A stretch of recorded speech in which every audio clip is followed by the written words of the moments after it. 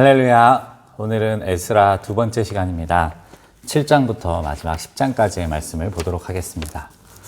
먼저 지난 시간에 잠깐 앞으로 계속 공부하게 되는 에스라, 느헤미야, 에스더의 배경에 대해서 잠깐 이야기한 거 기억나시죠?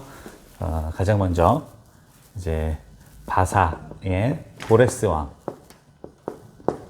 그리고 그 뒤에 지난 시간 이야기까지 그 성전을 건축하도록 하는 다리오 왕, 그리고 그 다음에 바로 에스더의 배경이 되는 아하수에로, 그리고 오늘 읽은 말씀의 배경이 되는 누굽니까? 아닥사스다. 바로 이런 페르시아 바사 제국의 왕들과 함께 이야기가 진행된다는 거 말씀드렸어요. 그래서 이게 에스라 1에서 6장까지의 내용이라면 여기는 에스더지만 잠깐 넘어가서 이제 아닥사스다 시대에 이제 에스라 후반부와 그리고 느헤미야의 이야기가 이어진다라고 기억해 주시면 되겠습니다. 그럼 지난 시간에 드디어 이 다리오 왕 때 성전이 재건되었어요. 그래서 스룹바벨이라는 사람을 중심으로 우리가 스룹바벨 성전, 제2성전이라고 불리우는 성전이 완공되었습니다. 물론 과거 솔로몬 성전의 영광에 비할 바는 아니었죠. 그때의 영광에 비하면 초라한 모습이지만 그래도 성전으로서 그 하나님의 은혜로 고레스 왕의 지원을 받아, 그리고 또 같이 포로로 그 바벨론에서 돌아오진 못했지만 물질로 재정적인 후원을 했던 다른 이스라엘 백성들의 후원으로 인해 아주 성전 건축이 잘 마무리되게 되고, 거기서 이제 백성들이 예배드리는 장면으로 이제 6장 말씀이 끝나게 됩니다. 그때 과거 제1성전이죠. 솔로몬 성전을 봤던 어른들은 그때의 영광에 비하면 사실은 초라하잖아요. 그래서 눈물을 흘렸고, 그리고 그걸 모르는 젊은 세대들은 하나님의 성전이 지어진 것에 대해서 막 기뻐하는 그런 내용을 우리가 봤었습니다. 그리고 에스라 7장으로 넘어오면 이 일 후에라고 나와요. 근데 성경에 이 일 후에라는 말에 속으시면 안 됩니다. 네. 무려 60년의 시간이 지난 다음이요. 그러니까 이 첫 성전 재건을 했던 스룹바벨, 그들을 1차 귀환자들이라고 하면 1차 귀환자들이 다 죽고 난 다음에 60년 이상의 시간이 흐른 다음 이야기입니다. 60년이면은 한 세대가 그냥 지나가 버린 것이죠. 아닥사스다가 왕위에 있을 때, 그때 에스라라는 사람이 있었습니다.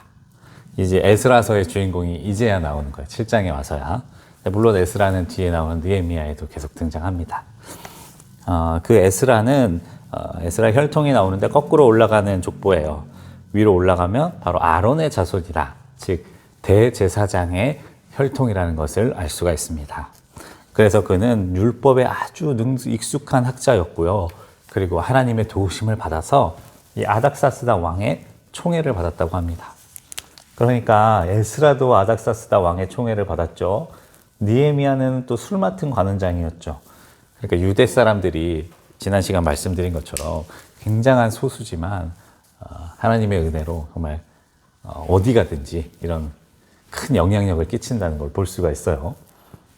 아무튼 그 에스라가 하나님의 도우심을 입어서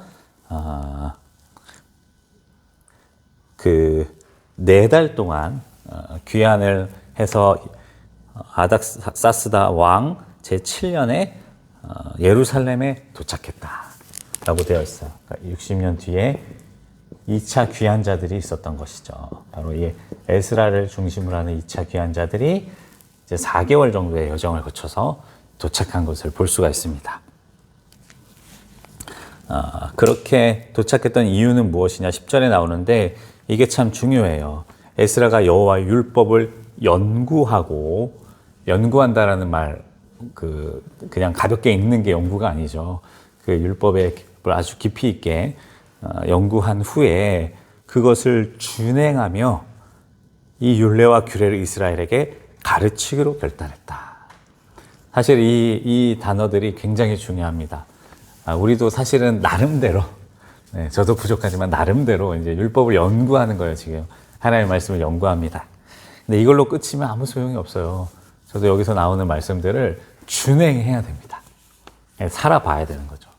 그래야 사실 진짜 이제 가르칠 수가 있는 거예요. 그러니까 저도 이렇게 강의를 하고 있지만 준행하는 삶이 사실은 저에게 더 연구하는 것만큼이나 중요한 것이죠. 그리고 나서야 사실은 남들한테 가르칠 수도 있는 겁니다. 우리 말씀 배우시는 모든 분들이 이 마음을 잃지 않았으면 좋겠어요. 먼저 우리가 하나님 말씀을 연구할 수 있어야 됩니다. 가볍게 보는 게 아니에요. 아주 깊이 있게 묵상하기도 하고, 또 필요하다면 주석이라든지 다른 번역책들이라든지 찾아보기도 하고, 그리고 설교문들도 듣고, 그리고 중요한 건 이게 아니죠. 그걸 살아내고, 이것까지도 우리가 해야 될 일이에요. 그렇지만 여기서 멈추면 안 됩니다. 살아낸 것을 또 가르쳐야 되는 거예요. 바로 에스라가 이것을 위해서 두 번째 귀환길에 오른 것을 볼 수가 있습니다. 에스라와 함께 귀환했던 사람들도 마찬가지였겠죠. 나름대로 잘 나가고 또 좋은 사회적 위치를 차지했었음에도 불구하고 그것을 포기하고 고향 땅으로 갑니다. 예루살렘을 회복하고 그들을 바로하는 일에 열심을 다하는 것이죠. 이 첫 번째는 성전의 외형이 건축되었어요. 에스라 1장부터 6장까지의 말씀을 통해서 다리오 왕 수룹바벨의 애씀과 수고와 노력을 통해서 성전이라는 외형이 건축되었습니다. 네, 이것은 뭐라 그럴까요? 출애굽 역사로 따지면 겉모습을 갖춘 거예요. 땅을 가진 거예요. 그러나 이것은 온전하다 말할 수가 없습니다. 왜냐하면 여기에 말씀이 들어가야 돼요. 하나님의 말씀, 율법이 그 안에 들어가 있어야 진정한 성전 건축이 완성된다고 말할 수 있는 거예요. 우리도 마찬가지죠. 아무리 교회 예배당 건물을 아름답고 또 편리하게 이용하기 너무 좋게 만들어도요, 그 안에 진짜 있어야 될 말씀이 없으면 연구하고 준행하고 가르치는 일들이 그 안에서 일어나지 않으면 사실은 온전한 성전이라고 교회라고 말할 수가 없습니다. 또 마찬가지죠.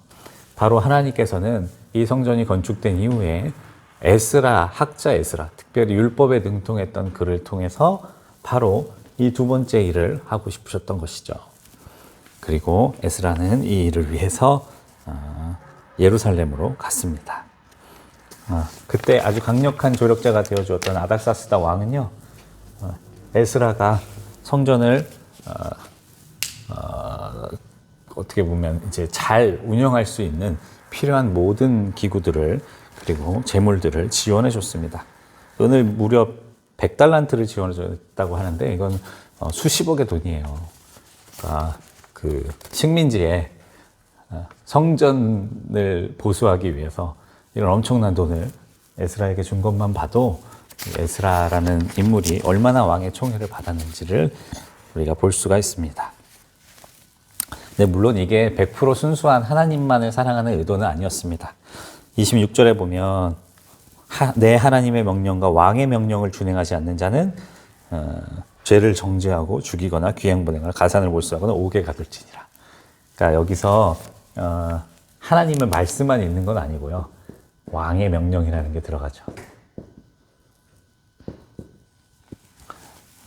그러니까 이 온전히 하나님만을 위해서 에스라를 보냈다라고 말할 수는 없고, 아닥사스다 왕이 그 유대 땅에 어떻게 보면 믿을 만한 또 유대인인 에스라를 보내므로 그곳에 물론 하나님의 성전과 율법을 보수하는 일도 하지만 자기의 명을 잘 따를 수 있는 그런 예루살렘으로 만들고자 하는 의도가 함께 들어가 있습니다.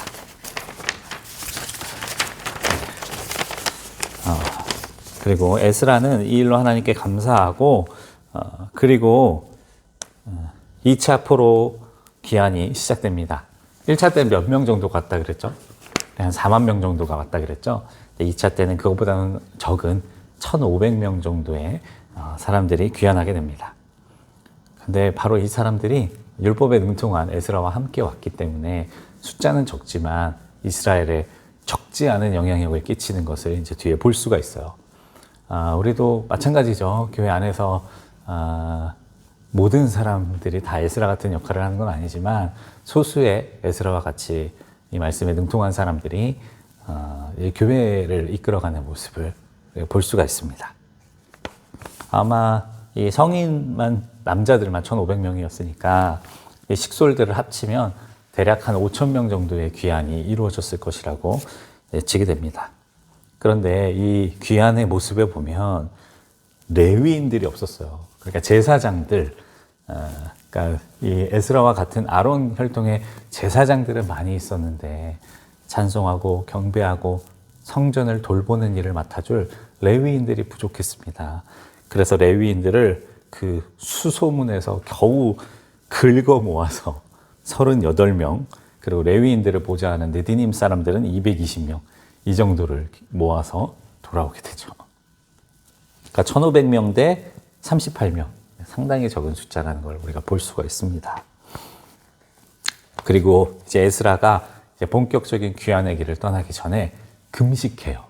그러니까 이 에스라라는 사람의 이 믿음을 우리가 볼 수가 있습니다. 그는 느헤미야와 마찬가지로 철저한 기도의 사람이었죠. 출발 전 금식을 통해서 우리 자녀들과 소유들이 그 가는 길목에서 정말 불행한 일을 당하지 않도록 하나님께서 지켜 보호해 주시기를 기도합니다. 근데 이렇게 기도할 수밖에 없는 것이 그 바벨론부터 수백 킬로의 길을 걸어와야 되는데 그 여정 동안 정말 어떤 사람들이 노력을 하러 들어올 수도 있고요. 그리고 실제로 이 뒤에 보면 그 길에 어려운 일들을 만난 것을 기록하고 있습니다. 매복과 그리고 또 공격을 받았던 것을 볼 수가 있어요. 그러니 이 험난한 길에서 하나님께서 도와주시지 않으면 예루살렘까지 온전히 도착하기 어렵죠.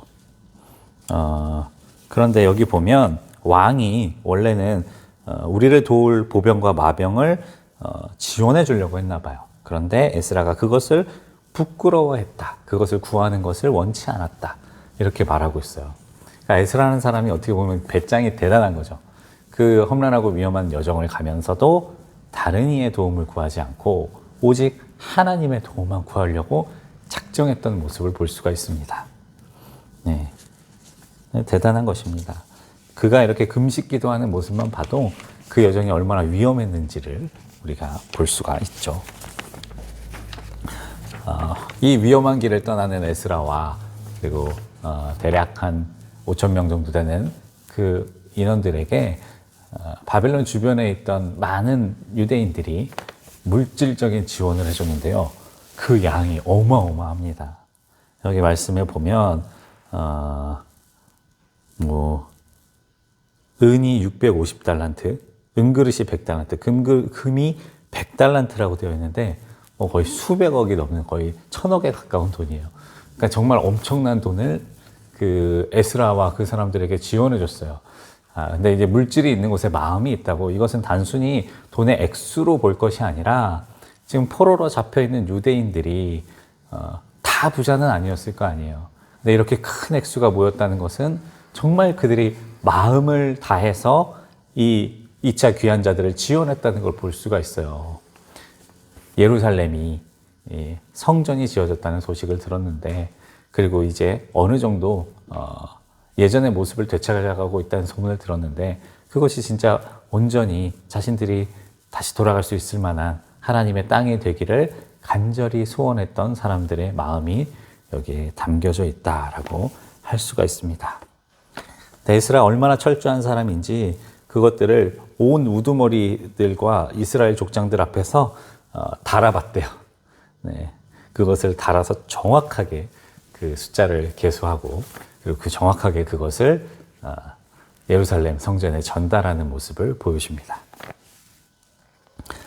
에스라가 그 가는 길에 어려움이 있었어요. 31절에 보면 대적과 길에 매복한 자의 손에서 건지신지라라고 되어 있는 거 보니 대적이 있었고요. 그 다음에 매복한 자들이 있었던 것이죠. 그런데 에스라는 그것에 대해서는 자세히 기록하지 않습니다. 그러나 중요한 것은 그들이 이 모든 것들을 다 잘 넘겨드리고 나서 먼저 한 일은 하나님께 예배드렸다는 거예요. 수송아지 12마리, 수양, 그리고 어린 양, 그리고 속죄제 이런 것들을 통해서 하나님께 번제 제사를 드리는 모습을 보여줬습니다. 여러분은 이 제사 장면을 어떻게 떠오르십니까? 저는 이 장면만큼은 아마 에스라가 울지 않았을까 이런 생각을 해봅니다. 에스라도요, 그 나이를 봤을 때 예루살렘을 가볼 수가 없습니다. 그러니까 포로로 태어나서 그리고 이제 조상들에게 들었던 그 땅으로 돌아가는 거예요. 그가 가지고 있는 추억, 그 예루살렘의 향기라는 것은 말씀, 율법을 통해서 배운 것밖에 없었죠. 그런데 그는 성전에서의 제사와 예배를 알고 있는 사람이었거든요.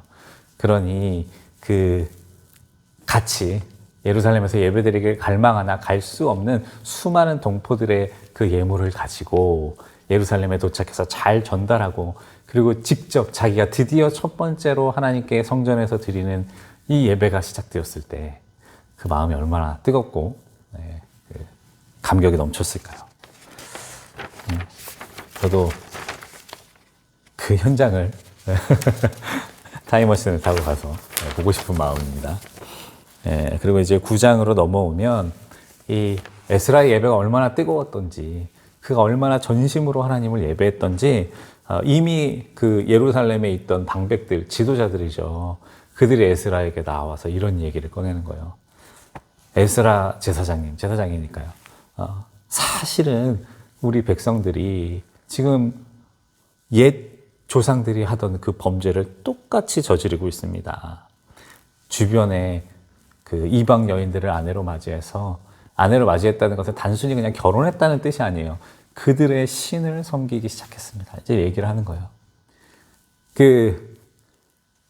에스라가 이 이야기를 들었습니다. 지금 은혜로운 첫 번째 예배, 그 감격스러운 첫째 예배를 듣고 났더니 지금 이런 기가 막힌 이야기가 들리는 거예요. 에스라 심정이 어땠을까요?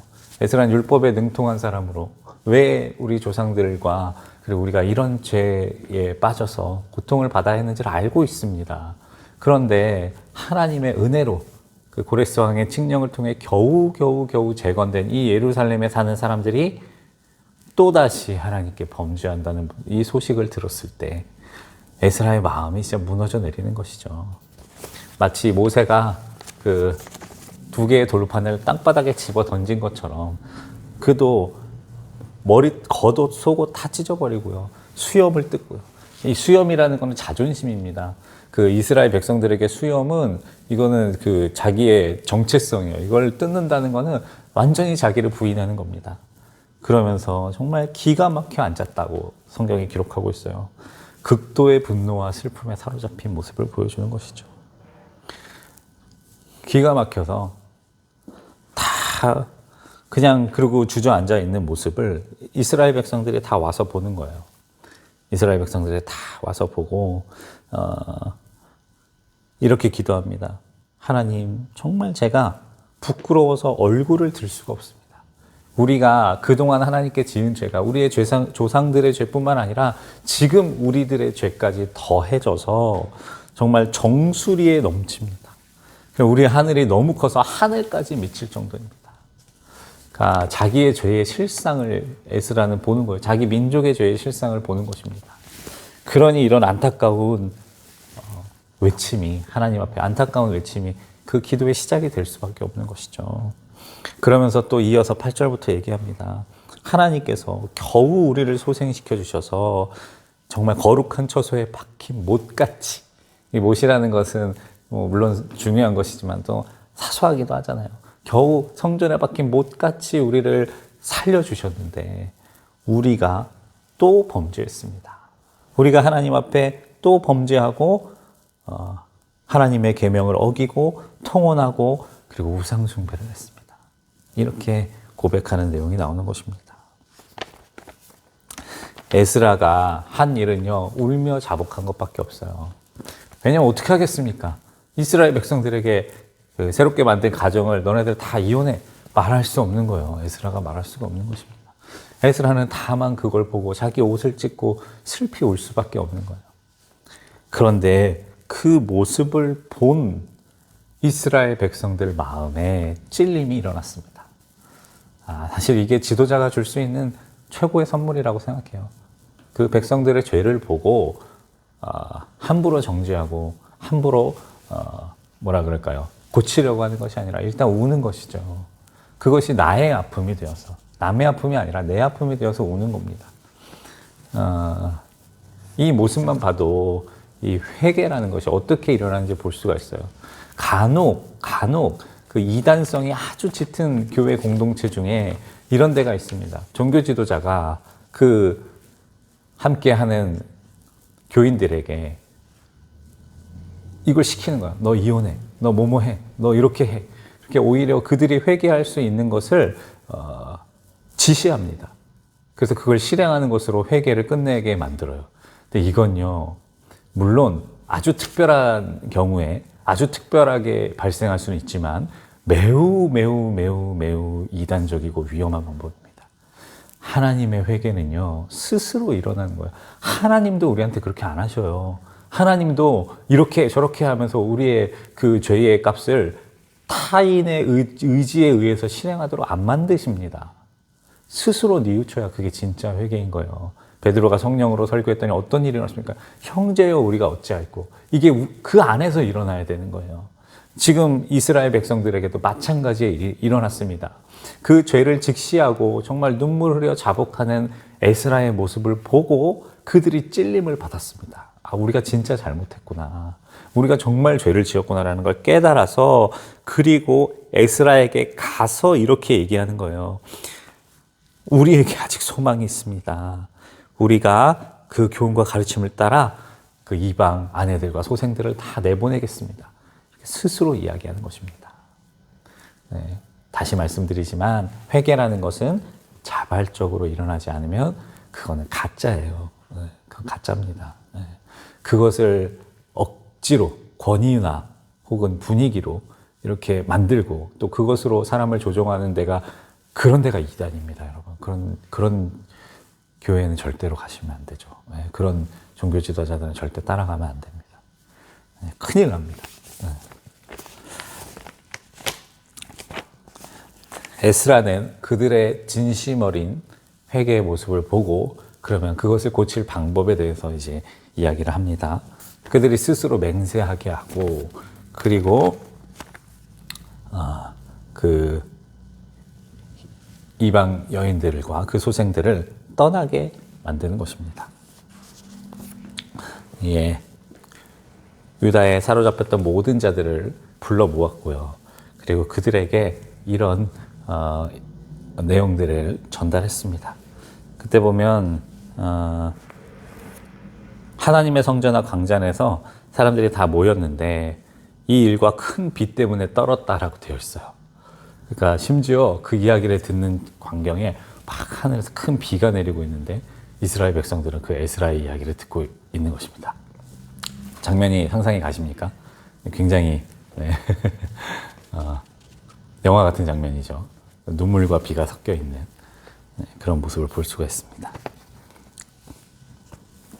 온 회중이 당신의 말대로 하겠습니다 라고 이야기를 하면서 대신에 그것은 단기간에 할 수가 없으니 우리가 몇 수개월에 걸쳐서 그 일을 하게 해주십시오 라고 요구해서 3개월 동안 이제 이것이 정리가 되고, 그리고 그때 정리된 그 명단들이 그 뒤에 쭉 이어져 나옵니다. 뭐 제사장, 그다음 레위 사람, 뭐 이방 이스라엘 자손들, 심지어 그 성전의 종으로 따라온 느디님 사람들의 그런 회개의 모습까지도 나타나게 됩니다.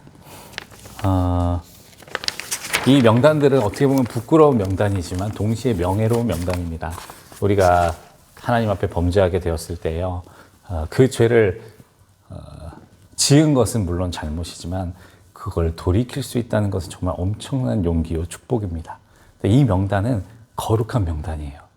죄인이었으나 죄를 떠난 사람들의 명단입니다. 우리가 이 명단들을 보면서 사실 우리의 이름도 이 명단 안에 들어가 있는 거예요. 처음부터 의롭고 영광스러워서 명단 안에 들어온 사람은 예수님밖에 없죠. 우리는 모두 다 사실은 죄인의 명부였으나 그 죄를 뉘우친 사람들의 명단에 이제 들어가게 되는 것이죠. 오늘까지 이제 에스라의 이야기들을 다 보셨는데, 먼저 하나님께서 포로로 잡힌 이스라엘 백성들을 느헤미야의 예언대로 또 이사야의 예언대로 다시 돌려보낸 것, 그리고 그 돌려보내신 그 예언대로 다시 돌려보내 주신 것이죠. 예레미야의 예언대로. 그리고 그 돌려보낸 이스라엘 백성들이 하나님의 성전을 지었으나 그러나 그들 안에 진정한 말씀이 없었고 그로 인해 다시 조상들이 지은 죄를 반복했고 하나님께서는 에스라 선지자를 통해서 그들을 회개시키시고 다시 한번 거룩하게 하시는 일들을 하는 장면을 보게 됩니다. 사실은요, 그 뒤에 이어질 느헤미야의 내용도 이와 거의 동일합니다. 거의 뭐 창세기부터 내려오는 거예요. 하나님은 사랑하시고 용서하시고 다시 변화시켜 주시지만 또다시 타락하고 또다시 타락하고 또다시 용서해 주시면 또다시 타락하는 그 반복적인 패턴이 포로 귀환 이후에도 동일하게 나타나고 있는 것입니다. 결국 이 패턴을 통해 우리는 무엇을 갈망하게 됩니까? 메시아를 기다리게 되는 것이죠. 온전케 해주실 수 있는 일을 기다리게 되는 것이죠. 바로 예수님이 그래서 이 구약의 끝에 이 말라기 예언을 통해서 우리에게 찾아오시는 것이죠.